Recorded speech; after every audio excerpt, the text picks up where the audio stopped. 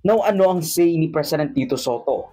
Poprotektahan niya raw si Bato so long as nasa loob siya ng Senate complex kapag nasa sesyon ang Senado to protect the independence ng Senado laban sa outside and even more so, foreign forces ng Interpol o ng ICC.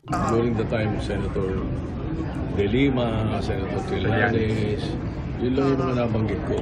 Lalo na pag nagsesesyon, yun ang pinakabawal sa lahat, di ba? Habang nagsesesyon, may darating, arrestin yung Senator, hindi ko rin papayag. He was not picking up, and the following morning I noticed na meron siyang missed call sa akin. So I hope we can talk just to give him some advice, no. Hindi pa naman siya naka-decide kung magtatago eh. Kung mag-decide siya magtago, tuturuan ko siya kung paano magtago. The joke lang. Anyway, that's on the law enforcement authorities to look for him, ano. It's his choice.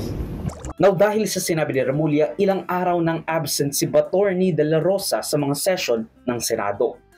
Akala ba hindi katakot sa ICC na magpapakafka pa kay dating Senador Trillanes kasi nga walang mag-i-implement nung ganung warrant. Kaya dapat mag-subscribe muna kayo kasi gusto ko lang. Bakit? May angal kayo? Now, even before a warrant is issued officially or unsealed ng ICC, kasi pwede na nga, kasi nakaskilled, pinuntahan na agad ni Batorni de la Rosa ang Supreme Court para i-block ang something not even in action, para ma-block yung supposed to be implementation ng hindi pa nai-implement na warrant.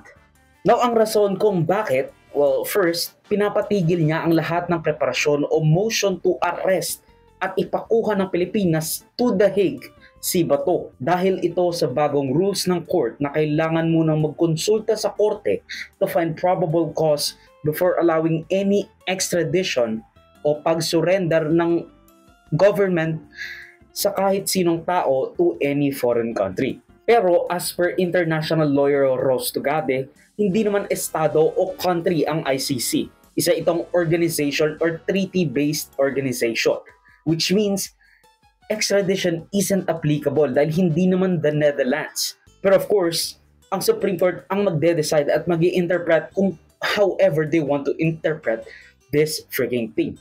Ang magde-decide kung kasama ang mga foreign tribunals sa ganyang extradition prerequisite. No, of course, ang sigaw ng mga Duterte adjacent allies, isa lang.